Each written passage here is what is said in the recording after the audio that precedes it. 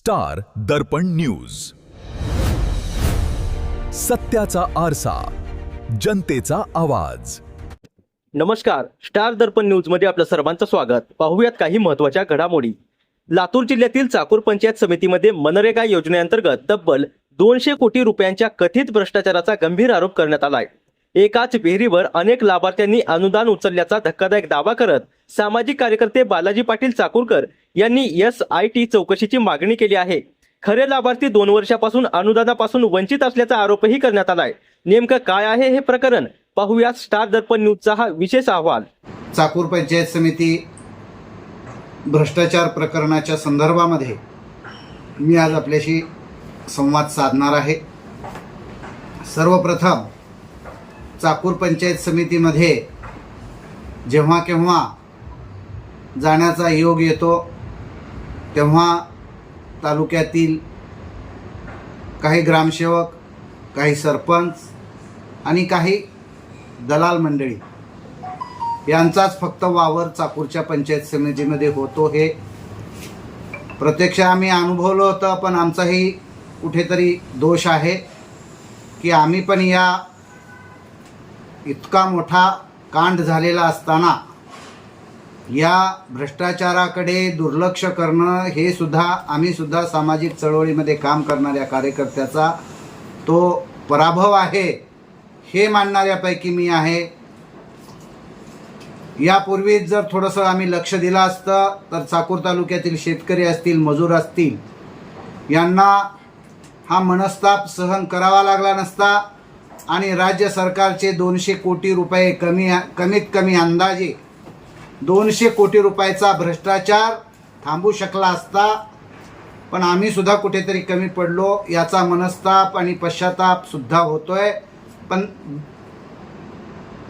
देर से लेकिन दुरुस्त या म्हणीप्रमाणे मला सर्वप्रथम आंबुलगा गावातील शेतकऱ्यांनी फोन केला आणि सांगितलं की पाटील साहेब, आमच्या विहिरीचं बिल 2-2 वर्ष झालं काम करून निघत नाही, गोठ्याचं काम करून निघत नाही, शौचालयाचे बिलं निघत नाहीत किंवा पानंद रस्ते आमच्या भागातले अत्यंत निकृष्ट दर्जाचे झालेले आहेत आणि तुम्ही आम्हाला जरा थोडासा वेळ द्या, आम्ही तुम्हाला भेटायला येणार आहोत। मी त्यांना सांगितलं की भेटणे एकदा आणि बोलणे एकदा, हा वेळ वाया घालवणे नाही। सोमवारी आपण चाकूरच्या पंचायत समितीमध्ये मी स्वतः येतो, तुम्ही सगळेजण पीडित लोक या। मी फेसबुक पोस्ट केली आणि ज्यांची काही गाराणी आहेत त्यांनी पंचायत समिती चाकूरमध्ये सोमवारी सकाळी 11 वाजता जमा व्हावं अशा प्रकारचं आवाहन केलं आणि चाकूरच्या पंचायत समितीमध्ये जत्रेचं स्वरूप निर्माण झालं। फक्त एका फेसबुक पोस्टवर तिथे 100 पीडित लोक तालुक्यातील विविध गावातील होते। व्हिडिओ कुठे आहेत? व्हिडिओ गायब।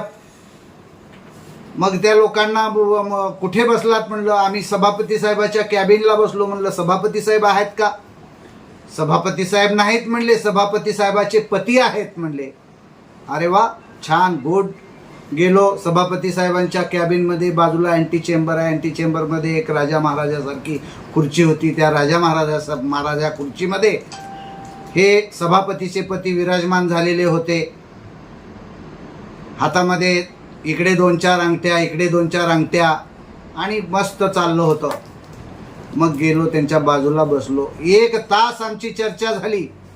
अक्षरशः त्या ठिकाणी पीडित शेतकरी रडत होता, आत्महत्या करण्याची मानसिकता व्यक्त करत होता, पण आम्हाला तिथे भेटायला प्रशासनाचा एकही अधिकारी आला नाही। व्हिडिओला लावा फोन म्हणलं, व्हिडिओचा फोन लागत नाही। संबंधित आस्थापनेचे कोण जबाबदार आहेत ते कोणच नाहीत। सगळ्या प्रश्नाची उत्तरे मच्छिंद्र नागरगोजे हे सभापती विद्यमान ज्या आहेत महिला, त्यांचे पती देत होते। आता हे संविधानामध्ये कुठे बसतं मला माहिती नाही, आम्ही त्याची सगळी रेकॉर्डिंग केली। पण मच्छिंद्र नागरगोजे हे माझे चांगले मित्र आहेत, माझा त्यांचा पूर्वीचा कधीच वाद नाही। पण त्यांचा तो सगळा वातावरण झगमगाट पाहिल्यानंतर मला वाटलं की मी एक 40 वर्ष चळवळीमध्ये काम केलेला कार्यकर्ता, पंचायत समितीमध्ये मी काही गारानं घेऊन लोकांचं गेलेलो आहे, मला एकही अधिकारी भेटू शकत नाही. आणि या सगळ्या प्रश्नाची उत्तरे विद्यमान सभापतीचे पती देत आहेत. हे मला थोडंसं कुठंतरी वाईट वाटलं आणि मी बाहेर येऊन एक व्हिडिओ केला. आणि सभापतीचे पती व्हिडिओ म्हणजे हा कारभार सांभाळतात हे कुठल्या संविधानात बसतं मला माहिती नाही, की लगेच दुसऱ्या सेकंदाला त्यांची समोर गाडी दिसली, त्या गाडीवर महाराष्ट्र शासन लिहिलेलं होतं. अरे वा, स्कॉर्पिओ गाडी, ब्लॅक, सगळे. अहो, आपण नुसती ब्लॅक काचाला जर ब्लॅक फिल्म लावली तर RTO दंड करतो. संपूर्ण काळी काच फिल्म केलेली मोठ्या अक्षरामध्ये 1-1.5 फुटाचं ते नाव आहे महाराष्ट्र शासन. म्हणलं हे कोण आलेत साहेब महाराष्ट्र शासनाची इथं? मला तर कोणच भेटले नाहीत. म्हणले हे सभापती साहेबाच्या पतीला अधिकार दिलाय म्हणले महाराष्ट्र शासनाची. अरे वा, छान. म्हणजे अंधेर नगरी चौपट राज या पंचायत समितीच्या माध्यमातून दिसल्याबरोबर डोक्यामध्ये सनक भरली आणि मी डायरेक्ट राज्याच्या मुख्यमंत्र्याला भेटण्यासाठी मी मंगळवारी लगेच पोहोचलो. कॅबिनेटला असतात. 3 तास मी त्यांच्या कॅबिनला थांबलो. मेसेज दिला, पंचायत समितीच्या भ्रष्टाचाराचं प्रकरण आहे आणि तुम्ही पारदर्शक कारभार करण्याची भाषा बोलता देवेंद्रजी, मला भेट द्या. मला मंगळवारी भेट मिळू शकली नाही. मग नंदनवन बंगल्यावर मलबार हिलच्या उपमुख्यमंत्री एकनाथराव शिंदे साहेब भेटले आणि त्यांनी पण सांगितलं आपण ह्याची चौकशी करू. आणि पुन्हा त्याच नंदनवन बंगल्यावर या पंचायत राज ग्रामविकासचे मंत्री नामदार भरत शेठ गोगावले साहेब भेटले. त्यांनी सांगितलं की आपण यांची अगोदर SIT चौकशी करता येत नाही पाटील साहेब, आपण याची उपसचिवाला आपण चौकशीचे आपण आदेश देऊ. त्यामधून काय दोष जर दिसून आला तर आपण SIT चौकशी लावू शकतो असं त्यांनी सांगितलं. समाधानकारक माननीय नामदार भरत शेठ गोगावले साहेबांनी आम्हाला समाधानकारक या ठिकाणी उत्तर दिलेलं आहे आणि त्यांनी उपसचिवाला तात्काळ आदेश दिलेले आहेत. त्यांचे पत्रव्यवहार इकडे तिकडे सगळीकडे येत आहेत. मग कालच्या मंगळवारी मी माझी भेटण्याचा मी पाठलाग संपवला नाही आणि आमच्याकडे जलजीवन मध्ये 500 कोटीचा भ्रष्टाचार झालेला आहे. 500 कोटीचा. एकांतर सांगितलं 2000 कोटीचा. मग आता कोण म्हणतील हे आकडे कसे कुठून काढले तुम्ही, काय कॅल्क्युलेशन लावलं? मी अडाणी माणूस आहे बेटा, पण मॅथ मध्ये पक्का आहे बरं का. गुणाकार भागाकार मला सगळा चांगला जमतो. आकडे जरी मोहगम असतील, मी बिनपगारी आणि फुल अधिकारी आहे.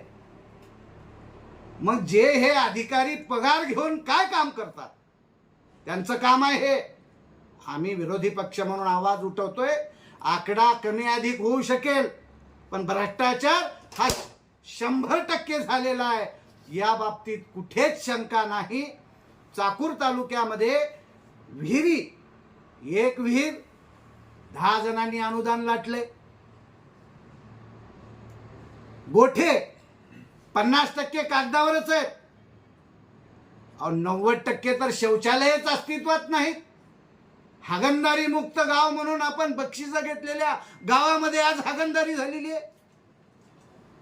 ज्या गावांनी हागणदारी मुक्त म्हणून बक्षिसं घेतले, मोठे मोठे सेमिनार झाले, कार्यक्रम झाले, सत्कार झाले मुंबईमध्ये, मंत्रालयामध्ये, हे गाव आज हागणदारी युक्त झालेले आहेत.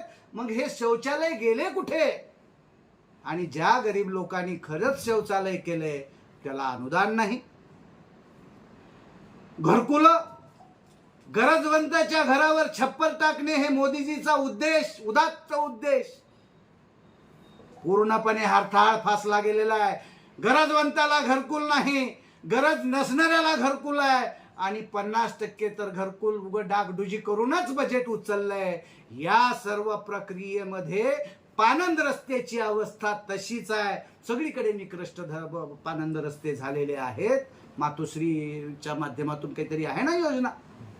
या सगळ्या गोष्टीमध्ये त्या गावचे सरपंच, आता कुणी आजी असतील कुणी माझी असतील, त्या गावचे ग्रामसेवक, ग्रामविस्तार अधिकारी, त्या गावातला एखादा दलाल पुढारी आणि रोजगार सेवक रोजगार देण्याच्या माध्यमातून, रोजगार सेवकाचा तर पार्ट खूप मजेशीर आहे मित्रांनो, पत्रकार भावानो. हा रोजगार सेवक या लोकांची सगळी साठगाठ मिळवून देण्याचा काम करतो. रोजगार सेवक, त्याला रोजगार, या शेतकऱ्याला मजुराला मदत करण्यासाठी, त्याला सेवा करण्यासाठी ठेवलंय. पण विहिरीला किती रुपये द्यायचे, गोठ्याला किती रुपये द्यायचे, घरकुलाला रुपये किती द्यायचे, किंवा पानंद रस्त्यामध्ये भ्रष्टाचार कसा करायचा आणि गावातला मॅनेज माणूस कोण कसा करायचा, याचं काम या रोजगार सेवकानं केले. म्हणून रोजगार सेवकापासून ते बीडीओ पासून ते या मतदारसंघाचे विद्यमान मंत्री, आणि मागील हा जो भ्रष्टाचार झालेला आहे तो जास्तीचा भ्रष्टाचार हा प्रशासकीय काळामध्ये झालेला आहे. 2022 ते 2025 या काळामध्ये एक 4 वर्षाचा प्रशासकीय, 4 ते 5 वर्षाचा काळ असेल, त्याच्यामधला 50% भ्रष्टाचार आहे. आणि 2015 ते 2026 पर्यंत 50% आहे. म्हणजे 11 वर्षामध्ये 4 वर्षात 50% आणि 7 वर्षात 50%, असा 11 वर्षातल्या सर्व या भ्रष्ट कामाचा पूर्णपणे न्यायिक चौकशी झाली पाहिजे, SITच्या माध्यमातून चौकशी झाली पाहिजे. अशा प्रकारची मी विनंती आपल्या माध्यमातून सरकारला आणि प्रशासनाला करतो. रोजगार हमी योजनेचे आयुक्त म्हणून आपल्या जिल्ह्याचे जिल्हाधिकारी श्रीमान बाष्टेवाड साहेब सध्या तरी बरे वाटतात, पुढचं काय माहित नाही. त्यांना पण आपल्या माध्यमातून आता मी भेट घेणार आहे आणि या माध्यमातली सगळी इत्थंभूत माहिती देणार आहे. कुठल्या गावापासून भ्रष्टाचाराच्या चौकशीची सुरुवात करावी याची स्पर्धा आज 84 गावामध्ये लागलेली आहे. प्रत्येक गावातला व्यक्ती म्हणतोय, साहेब माझ्या गाव पहिलं घ्या. 84 गावामधला एकही व्यक्ती म्हणत नाही काय तुम्ही करता, हे असलं काय तुम्ही, हे सगळं आता काय, हे आमचं गाव तर इतकं सज्जन गाव आहे, इथं सगळे कामं स्वच्छ आणि खूप छान झालेत, असं एकही म्हणत नाही.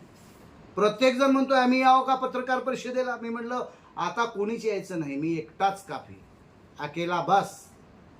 कारण कुणाच्या तरी इशावर नाचणारा बालाजी पाटील नाही. माझ्या फेसबुक पोस्टवर येऊन कुणाच्या तरी इशाऱ्यावर, कुणाच्या तरी डिजिटल ऑफिसमध्ये बसून कुणाच्या तरी अंगावर पाठवणाऱ्या लोका इतका कृतज्ञ बालाजी पाटील नाही. मी कुणाच्या सूचनेवरून कुणाच्या अंगावर जात नाही.